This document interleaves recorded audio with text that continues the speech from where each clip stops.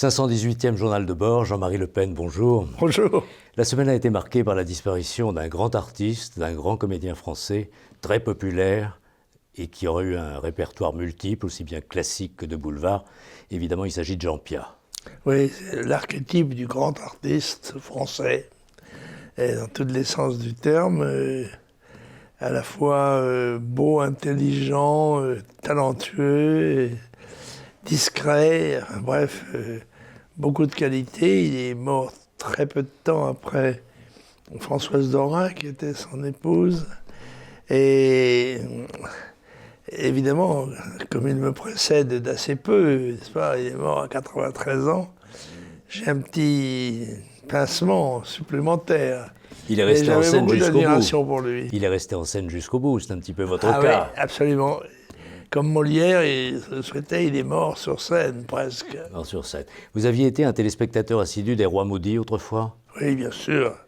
C'était une série merveilleuse, extraordinaire.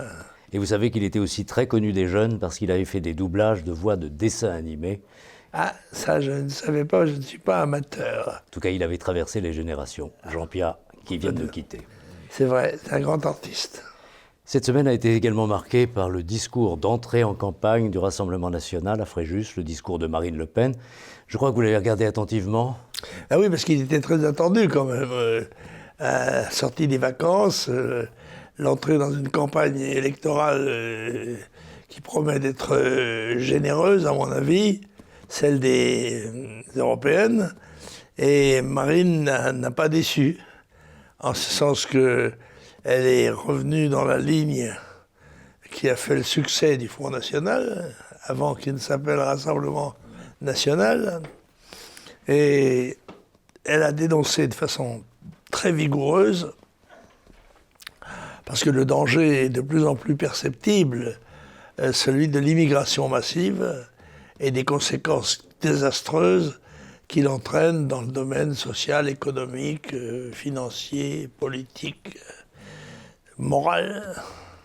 On peut avoir l'impression, puisqu'il y a trois sujets qui dominaient au fond dans les enquêtes d'opinion, qui étaient le pouvoir d'achat, l'immigration, l'insécurité, trois sujets du discours de Fréjus au fond, principalement. Oui, absolument. Je note que les commentateurs de presse, quelquefois, dans leur énoncé des thèmes abordés, oublient l'immigration. Je pense qu'il y a un peu un calcul de ce côté-là, une espèce de formatage des esprits.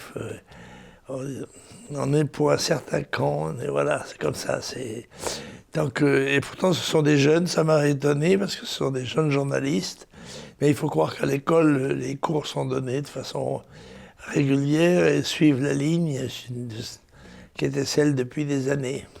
Alors, en matière de difficultés maintenant, l'exécutif est à la peine avec le départ annoncé du ministre de l'Intérieur, Gérard Collomb, ministre d'État, et qui avait en charge cette question de la politique migratoire, de la sécurité, après une annonce récente où il veut redéployer une sorte de police de proximité dans les quartiers dits difficiles. Comment vous interprétez cette annonce très prématurée par rapport à l'élection européenne et le souhait de M. Collomb de se représenter à sa mairie de Lyon ? Je pense qu'il a voulu annoncer la couleur avant que quelqu'un d'autre se présente. Il y a de ça.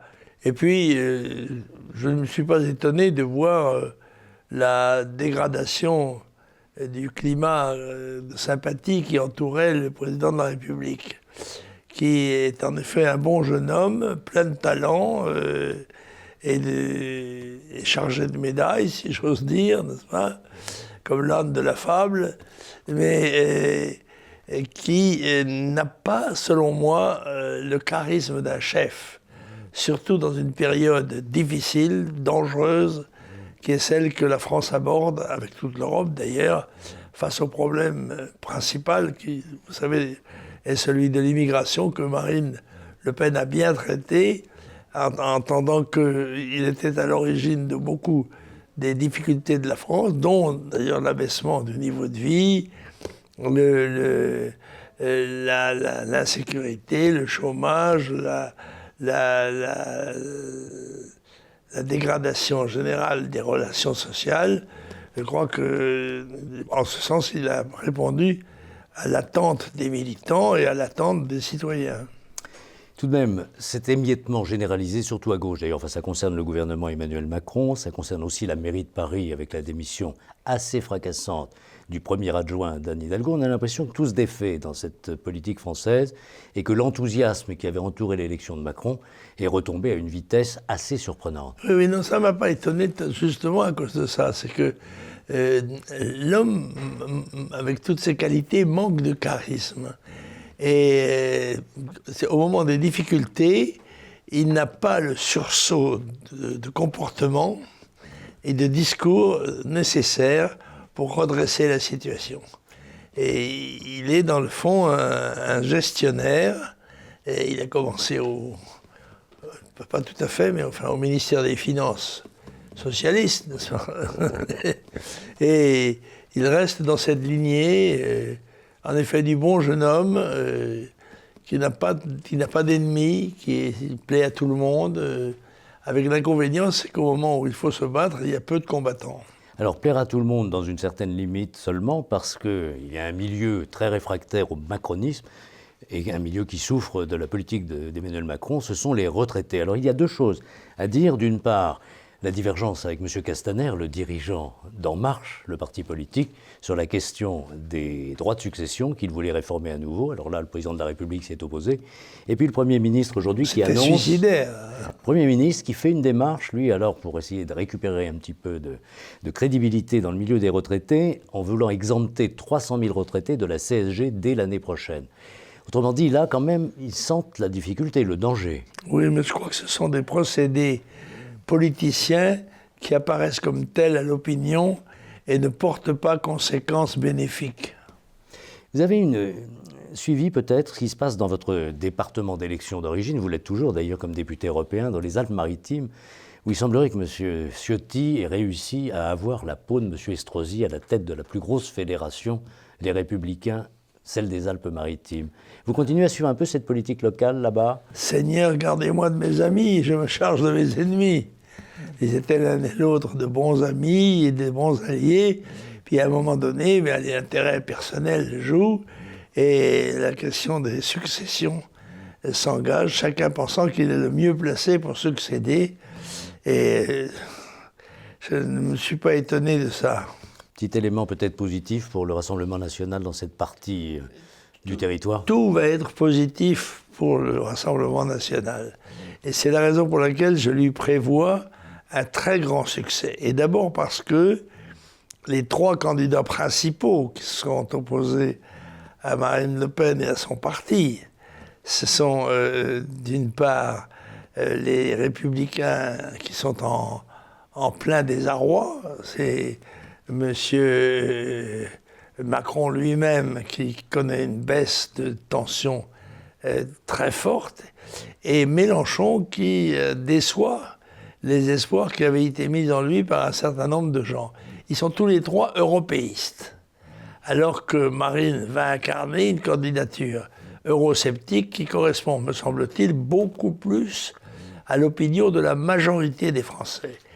Déjà cela, ça compte. Puis elle sera la seule à dénoncer avec fermeté l'immigration massive et ses conséquences, et cela aura un effet d'autant plus percutant que la situation ne va pas cesser de s'aggraver compte tenu du fait que l'immigration continue, qu'on continue non seulement des naissances sur notre territoire, mais l'arrivée de nouveaux migrants, soit directement, soit à travers les frontières européennes de Schengen, qui sont perméables. Et donc il y a là une difficulté majeure. En plus, quelque chose qui va révulser les électeurs français, en particulier du monde rural, c'est la volonté d'implanter dans les petites communes de véritables communautés étrangères, comme celle que Marine a dénoncée l'autre jour dans une commune où on va implanter 172, je crois, une commune de 400 habitants, on va implanter 472 immigrés, qui doivent être afghans, somaliens ou je ne sais quoi, et qui évidemment vont poser des problèmes insolubles, en notant au passage que tous sont entretenus aux frais de la République, c'est-à-dire aux frais des contribuables français.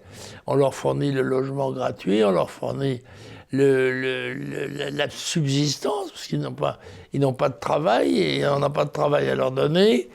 Et l'école pour leurs enfants, etc., etc. Bref, tout.